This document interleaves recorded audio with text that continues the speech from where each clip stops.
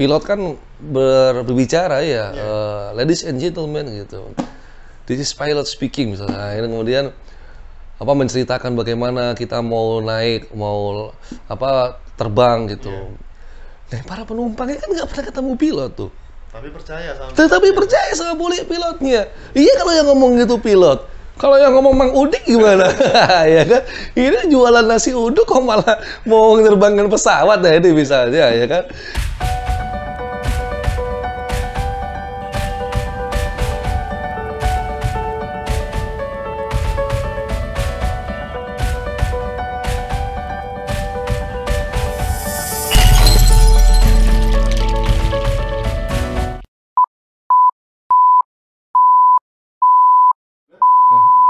Oke sob, selamat datang di channel Teman Baik. Assalamualaikum warahmatullahi wabarakatuh. Seperti biasa, sekarang kita ada di segmen ngos-ngosan bersama Ustadz Carlos Abu Hamzah. Masya Allah. Assalamualaikum Ustadz. Waalaikumsalam warahmatullahi. Sehat ya, Bang Sehat, Udik ya. Alhamdulillah. Alhamdulillah. Ustadz, sehat juga? Alhamdulillah. Oke Ustadz, jadi di segmen kali ini kemarin saya baru melihat berita yang lagi viral ini tadi. Apa itu ya? Ada seorang artis yang katanya lebih baik masuk neraka, bahkan nanti bisa bersenang-senang dengan kawan-kawannya di sana gitu, ketimbang masuk surga kumpul dengan orang-orang yang saat ini dia nggak sukai. Mas, ini gimana? ya kalau ada yang seperti itu ya, Bang Udik ya, kita yang pertama jelas harus. Oh sebentar, Ustaz udah lihat videonya? Ada juga videonya. Coba. Coba kita lihat dulu videonya. Iya. Jadi ini dia videonya. Gue nggak gila-gila masuk surga, say. Gue di neraka juga udah nggak apa-apa. Happy, ketemu teman-teman gue banyak. Siapa tahu nanti gue bisa bikin acara di situ. Ketemu Michael Jackson. Nah, ketemu Michael Jackson. Ketemu siapa lagi? Gue mending masuk neraka aja. Di situ gue banyak ketemu sama artis-artis juga. Setelah tadi kita melihat video tadi Ustaz, apa seharusnya sikap kita sebagai seorang muslim terhadap video tadi? Ya, yang pertama ya, Mang Udik ya. Kita panggil Mang Udik aja ya, supaya ketahuan ada nasi uduk. Baik. Nah, kita jelas harus mengucapkan istirja, inna lillahi wa inna ilaihi raji'un. Kenapa? Karena orang-orang yang mengatakan seperti itu berarti sepertinya ada yang miss, ada yang hilang dalam dirinya terkait tentang keimanan. Nah, memang iman itu kan harus merasuk ke dalam hati gitu ya. Dan iman ini nggak boleh ada keraguan. Harusnya idealnya seorang muslim itu seperti itu ketika dia beriman. Nah, sekarang problemnya kenapa ada orang yang meremehkan dosa, kemudian dia tidak takut dengan neraka gitu ya. Ini jelas ada satu yang harus kita pecahkan bersama. Karena bicara surga, bicara neraka, bicara pahala, bicara dosa, itu kan sesuatu yang abstrak ya, Mas. Mang Udik. Iya, kita belum melihat, nggak ada wujudnya. Ini nggak tertarik ya. Kecuali kalau kopi. Nah, kalau kopi yang di Read Coffee ini, nah ini ada wujudnya jelas ya kan. Tapi kalau bicara surga neraka nggak ada. Ini yang membuat manusia kebanyakan mereka itu merasa berani, merasa meremehkan dan tidak takut kepada nerakanya Allah Subhanahu wa taala. Makanya na'udzubillah. Karena belum pernah ada satu manusia yang sudah pernah masuk ke dalam neraka. Jadi kalau kita sekarang bicara surga, bicara neraka begitu ya, menjelaskan tentang azab Allah, itu sepertinya kita dibilang sok tahu, ya kan? Kayak udah pernah kesana aja, nah, ya. Ini perkara keimanan. Makanya saya tertarik mengutip salah satu kitab ini, kitab akidah tertua di tanah Melayu sebenarnya ya. Kitab Aqaid An-Nasafiyah. Jadi kitab ini memberikan keterangan bahwa ilmu yang masuk ke manusia itu paling tidak sumbernya 3. Nih. Sumber yang pertama itu ilmu bisa masuk kalau memang dibuktikan secara empiris. Berarti kan bisa kelihatan wujudnya ya, nyata. Yang kedua, ilmu itu bisa masuk kalau memang rasional, masuk akal gitu. Nah, ini kan yang dibahas di sistem pendidikan kita di kampus kan. Artinya kalau bicara ilmiah ya harus empiris dan rasional dong. Kalau tidak empiris atau tidak rasional itu akan dibuang, itu tidak ilmiah. Berarti itu bisa jadi doktrin atau dogma. Nah, yang menarik di kitab akidah itu dijelaskan bahwa sumber ilmu yang ketiga ini jangan sampai lupa. Ada yang namanya khobar sodik atau bahasa kerennya itu the true report. Jadi ada berita dan berita ini mengandung kebenaran. Kita bisa terima berita ini karena orang yang membawa berita ini terbukti dia orang yang tidak pernah berdusta atau orang yang dapat dipercaya. Sehingga walaupun belum ada bukti empiris dan bukti rasionalnya, tetap kita menerima berita ini karena yang membawa berita itu adalah orang yang dapat dipercaya gitu. Nah, ini mungkin kita coba jangan bicara Rasul dulu ya. Kita coba dalam kehidupan dunia ini. Misalnya seorang dosen gitu ngajar teorinya E sama dengan MC kuadrat gitu ya. Teorinya Einstein gitu ya. Nah, kan dosen ini ngajarkan kepada mahasiswanya. Nah, cuman masalahnya apakah kemudian mahasiswanya itu mempunyai bukti secara empiris atau rasional? Kalau memang rumus tersebut benar-benar berasal dari Einstein, kan gitu ya. Einstein sudah lama meninggal. Dosen tersebut nggak pernah ketemu sama Einstein. Artinya nggak masuk akal dong kok dia bisa nyampaikan. Apakah dosen tersebut melihat langsung Einstein gitu kan? Enggak kan? Ya. Tapi kenapa kok mahasiswa kita menerima bahwa rumus itu adalah rumus dari Einstein misalnya? Nah, ini tadi karena khobar sodik, the true report kan. Soalnya yang menyampaikan ini seorang dosen. Jadi bukan yang menyampaikan, mohon maaf, bukan orang yang tidak berprofesi sebagai dosen. Misalnya penjual warkop misalnya gitu ya. Nah, ini kan artinya ini kan beda. Ya, walaupun ada juga nanti ya dosen yang jadi buka usaha warkop itu juga pasti ada. Ya. Atau ini contoh lain misalnya Mang Udik naik pesawat ya. Naik pesawat itu kan kita sebelum take off itu biasanya pilot kan berbicara ya, ladies and gentlemen gitu. This is pilot speaking misalnya. Nah, ini kemudian menceritakan bagaimana kita mau naik, mau terbang gitu. Nah, para penumpangnya kan nggak pernah ketemu pilot tuh. Tapi percaya sama pilotnya. Iya kalau yang ngomong gitu pilot. Kalau yang ngomong Mang Udik gimana? Ya kan? Ini jualan nasi uduk kok malah mau menerbangkan pesawat ya ini misalnya ya kan? Tapi kita percaya. Kenapa? Karena nggak mungkin dong ada orang yang ngomong di kabin pesawat dan itu bukan pilot ya kan? Dan itu kan benar-benar tempat terbatas. Nah, sama juga dengan orang tua kita sebenarnya. Kita kan nggak pernah tahu apakah kita lahir dari orang tua kita. Maksud saya kan nggak ada bukti empirisnya. Dan soalnya kan tidak disuting itu proses kelahiran kita kan nggak mungkin juga. Ya kan? Belum tentu bayi itu adalah kita ya kan. Kadang-kadang ada yang nggak mirip kita dengan orang tua kita kan, mungkin miripnya sama silsilah yang lebih atas gitu. Nah, artinya ini nggak ada bukti empiris rasional. Tapi kenapa kemudian kita percaya bahwa itu orang tua kita? Nah, lagi-lagi jelas khobar sodik, the true report ya kan?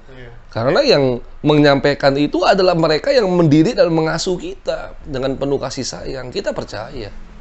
Dan sekarang kalau ada sosok yang tidak pernah berbohong selama hidupnya, sosok yang masyarakatnya itu percaya dia adalah seorang yang amanah, nggak pernah berbohong. Dan ketika dia membawa berita sesuatu tentang perkara-perkara yang gaib, mereka tidak pernah menyaksikan itu, ya kan? Sosok itu adalah Rasulullah SAW. Ya. Dan beliaulah yang menyampaikan ayat-ayat tentang neraka, tentang alam gaib, tentang akhirat, tentang surga dan neraka itu ya.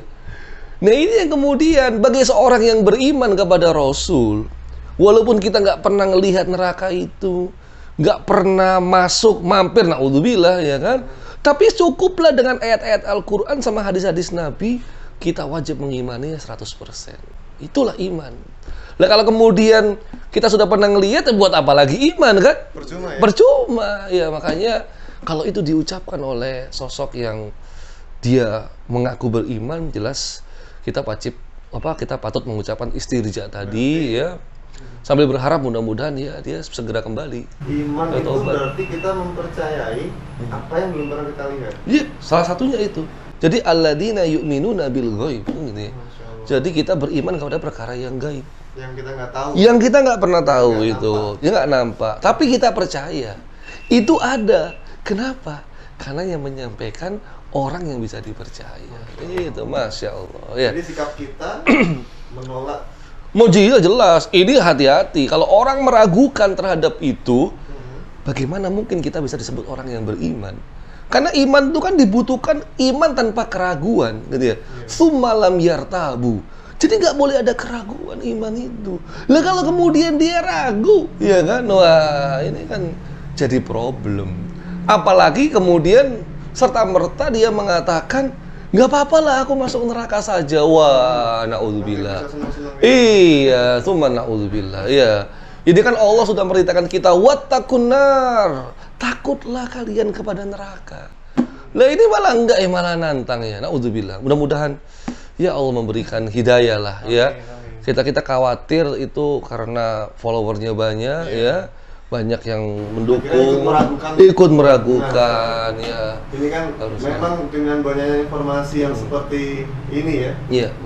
Informasi yang meragukan tentang keimanan tadi itu, baik percaya terhadap surga, neraka. Bisa dijelasin nggak, Ustaz? Neraka itu sebenarnya bagaimana? Baik. Iya. Jadi mengudik kalau kita bicara neraka itu sangat banyak sebenarnya. Ayat-ayat Quran yang berbicara tentang neraka maupun hadis Nabi. Ya kita sedikit aja lah ya bahas itu. Sambil diseruput dulu kopinya, jangan lupa itu ya. Saya kebetulan lagi nggak ngopi nih syuting ya. Gitu ya. Iya, maunya sih ngeteh aja gitu. Iya, tapi di sini nggak ada yang jual teh. Baik. Yang pertama jelas neraka itu yakin dulu itu benar adanya. Dan neraka itu kan anar ya, jadi dia api. Nah, api kan berarti panas. Kalau kita lihat suhu panas yang ada di dunia ini, ternyata menurut penelitian beberapa tahun selama ini pernah ada suhu derajat itu yang paling panas di sebuah negara, entah California atau Pakistan dan Kuwait, itu mencapai 54 derajat Celcius. 54 derajat Celcius. Jadi kalau Arab Saudi itu bisa 40-45 ya, itu 54 derajat Celcius. Kalau kita di Surabaya kan 36 gitu ya, 37, 38. Pernah 40 ya, Masya Allah. Ada 54 derajat Celcius, Mas. Nah, ini dunia, ini kita bicara dunia kan, segitu. Tapi Rasulullah SAW itu mengabarkan begini, panasnya neraka itu juz'un wahidun min sab'ina juz'an min nari jahannam. Jadi panasnya dunia itu cuma level 1. Nah, dari panasnya neraka level 70. Jadi neraka itu 69 kali lipat lebih panas. Ya. Lebih dahsyat daripada panasnya di dunia ini. Nah, ini yang kemudian kita berkaca sama Abu Thalib ya. Ini pamannya Nabi. Itu kan karena jasa-jasanya menolong Nabi, membela dakwah Nabi, Abu Thalib mendapatkan siksaan di neraka yang paling ringan. Nah, itu dikabarkan neraka yang paling ringan itu kalau kakinya atau terompah sandalnya menempel di bara api neraka, itu otaknya yang langsung mendidih. Kaki nempel, otak langsung mendidih. Jadi itu katanya siksaan paling ringan. Iya, padahal Abu Thalib sudah mengatakan ketika ini siksaan yang berat nih. Ya. Padahal itu yang paling ringan. Ya. Kira-kira kalau sudah seperti itu masih bisa senang-senang kan, Ustaz? Nah, ini dia. Makanya neraka itu jelas itu nggak ada kesenangan. Ya. Jadi sedetik pun nggak akan bisa istirahat, sedetik pun dia nggak bisa tidur, ya, sekejap pun dia nggak bisa menutup mata, dan setetes air pun dia nggak bisa minum. Ya. Jadi neraka itu udah isinya siksa. Makanya kan kita harus jelas-jelas takut tentang nerakanya api. Ini Allah berfirman, percikan api neraka itu innaha tarmi bisarrin kal qausar. Berarti percikan bunga api neraka itu sebesar dan setinggi istana. Percikannya saja ya, sebesar dan setinggi istana. Saya sampai kemudian heran, ini kalau kita bicara salah satu Mang Udik ya, sisaan di neraka itu ya, ini sebagai penutup aja supaya jangan terlalu lama kita bahas neraka, serem juga, naudzubillah kita ya. Nanti mungkin kita nakut-nakutin ini teman-teman kan, enggak. Karena kalau mau bicara neraka ya harus imbang, harus bicara surga juga ya. Mungkin di next video selanjutnya lah ya, supaya imbang. Ini salah satu siksaannya di surat Al-Haqqah. Jadi di situ Allah berfirman begini, khudhu fagullu, ya, pegang dia, ya, kemudian belenggu tangannya ke lehernya, begini. Itu salah satu siksaannya. Tsummal jahima sallu, kemudian lempar dia ke dalam neraka yang menyala-nyala. Tsumma fil silsilatin dar'uha sab'una dira'an fasluku. Kata Allah, kemudian belitlah dia dengan rantai api neraka yang panjangnya itu 70 hasta. Ya. Nah, di sini ditafsirkan bahwa rantai yang panjangnya 70 hasta itu banyak tafsiran ya. Yang jelas ini rantai yang sangat panjang ya. Saya agak lupa itu tafsir yang benar. Cuman yang saya ingat, rantai yang membelit penghuni neraka tadi itu yang dibelenggu tangannya, itu akan dimasukkan melalui dubur-duburnya. Kemudian dikeluarkan melalui mulutnya. Jadi dia diikat mungkin seperti orang masak sate gitu ya, Mang Udik ya. Itu ya. Tusuk dari bawah sampai keluar ke mulutnya dan dibakar sama-sama. Naudzubillah. Jadi artinya ini sesuatu yang menyeramkan. Kalau kita melihat sate itu ya, dibakar dari daging merah sampai jadi hitam. Iya, benar. Nanti kita gimana tuh? Naudzubillah, bukan kita. Nanti orang-orang yang masuk ke dalam neraka itu dibakar. Kemudian dia kan kok ada yang bilang kalau kulit itu sudah merasakan api yang sangat panas terbakar, dia sudah tidak hilang. merasa panas. Iya, benar. Jadi memang neraka itu kalau orang dibakar kan pasti hangus ya, hilang kan. Kemudian ini menariknya, karena kalau siksaan tuh hilang ya kan selesai. Nah di neraka itu kan nggak ada mati, gitu ya. Jadi orang nggak mungkin bisa mati di neraka. Kalau sudah bicara alam akhirat itu nggak ada mati kan, hidup terus gitu ya. Nah, ketika dia hilang mati, sesaat itu dia akan hidup lagi, muncul lagi tubuhnya. Diperbarui lagi dan disiksa lagi gitu ya. Siksa sampai hilang. Naudzubillah, jangan sampai kita bisa mampir aja nggak bisa mampir aja jangan ya. Walaupun sedetik aja jangan, Mang Udik. Apalagi ngebayangin senang-senang di sana. Iya, apalagi kemudian tadi mau bikin show di sana itu kan. Aduh, ini. Iya, naudzubillah, ini jelas kita patut prihatin lah. Kalau seorang muslim yang berbicara seperti itu. Ini mungkin bisa jadi karena kekurangan ilmu, Ustaz. Bisa jadi juga. Mudah-mudahan berhidayah. Karena kita pengennya sih kita semua masuk surga lah. Iya. Jangan sampai ada yang masuk neraka. Itu tadi kita mendengar bagaimana neraka diciptakan oleh Allah untuk menghukum orang-orang yang memang pantas untuk masuk neraka. Nah, sekarang pertanyaan Ustaz. Siapa saja sih oleh-oleh yang diancam untuk masuk neraka? Wah, ini jelas. Apakah yang seperti disampaikan tadi ya, saya tidak apa-apa masuk neraka. Apakah itu juga termasuk yang itu diancam atau bagaimana? Ya, kalau ini jelas ini kekeliruan ya, makanya kita lebih baik doakan. Jadi kalau jelas nantang seperti ini jelas meremehkan. Ya. Kalau sudah meremehkan gitu ya pasti terancam ya. Karena kita harusnya berlindung kepada neraka, dia malah kepingin masuk neraka kan ya. Naudzubillah. Tapi cukuplah satu ayat saja. Ketika Allah berfirman, ini surat Al-Bayyinah, ini semua hafal insyaallah. Innal ladzina kafaru min ahlil kitab wal musyrikin. Sesungguhnya orang-orang kafir, orang-orang yang enggak mau beriman dari golongan ahli kitab. Ahli kitab itu kan pemahaman kita kan dua, Yahudi dan Nasrani.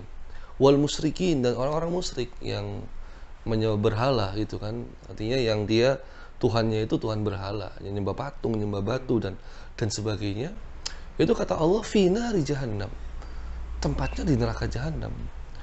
Khalidina fiha, kekal di dalamnya selama-lamanya. Ulaika hum syarrul bariyah. Mereka itu seburuk-buruk makhluk. Jadi dalam keyakinan Islam, memang keselamatan itu hanya ada dalam Islam. Jadi kita mengklaim itu berdasarkan ayat Al-Quran. Kita yakin itu. Makanya kan Allah berfirman, wala tamutunna illa wa antum muslimun. Jangan kalian tuh mati kecuali dalam kondisi Islam. Jadi Islam ini jalan keselamatan kita. ini iman kita, agama kita ini bukan baju yang bisa gonta-ganti itu, enggak, Mang Udik, ya kan? Jangan sembarangan itu ya. Memang isu truth claim ya, claim of truth ini, jadi ada yang mengatakan kalau kita mengklaim kebenaran hanya milik kita, itu sepertinya kita dianggap intoleran atau dianggap radikal begitu, ya.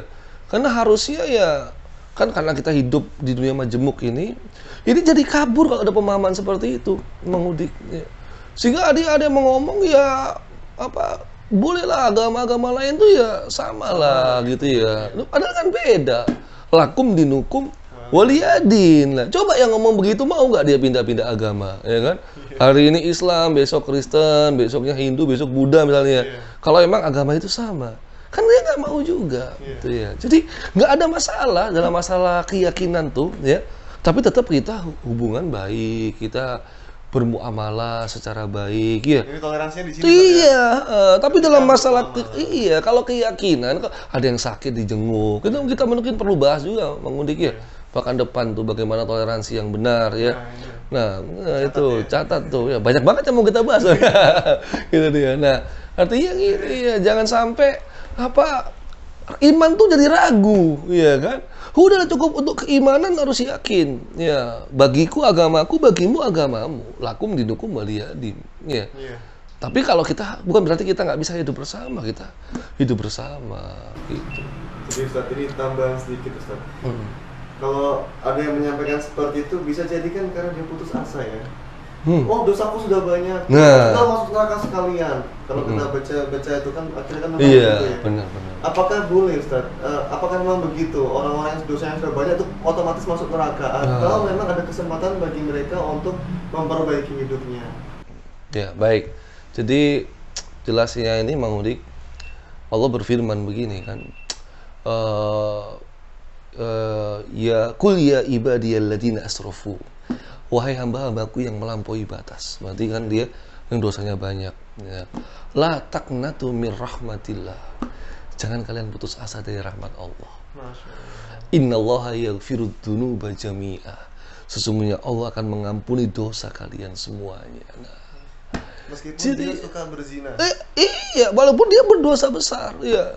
Dalam hadis itu diceritakan, walaupun kamu datang kepada aku dengan dosa sepenuh bumi, ya, aku akan mengampunimu lebih besar. Itu karena rahmat Allah lebih besar. Tapi intinya satu, yang penting dia masih memegang keimanan, ya. Jadi selama kita beriman kepada Allah dan Rasulnya, selama kita beragama Islam, insya Allah kita akan mendapatkan keselamatan dunia maupun akhirat. Itu tadi harus tegas, ya. Iya, dan pintu taubat masih terbuka lebar. Selama dia masih hidup, masih ada nyawa. Ya, makanya kita ya banyak dosa ya banyak istighfar.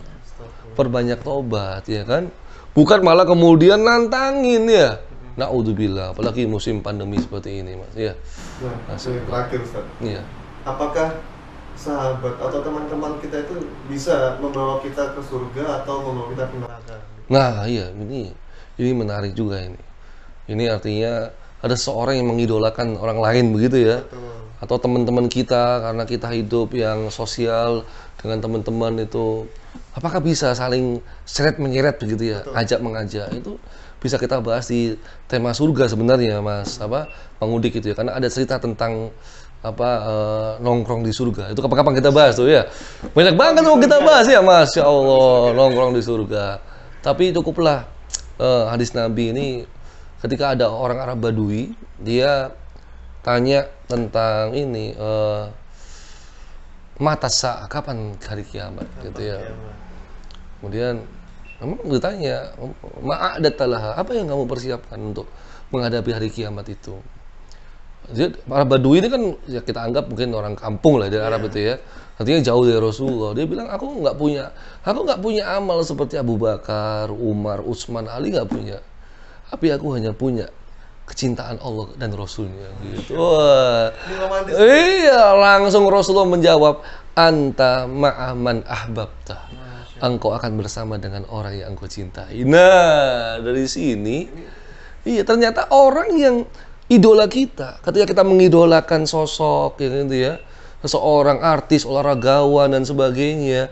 Ini kalau kemudian yang kita idolakan adalah orang-orang baik, orang-orang sholih gitu ya, orang-orang yang memegang agama dengan penuh teguh, itu akan mengajak kita ke dalam surganya. Ya. Tapi kalau kebalikannya, yang kita idolakan malah orang-orang yang jauh dari agama Allah ya, ini naudzubillah bisa menyeret kita juga ke neraka. Anta ma'aman ahbabta, engkau akan bersama dengan orang yang engkau cintai. Aduh, jangan salahlah kita mengidolakan, ya.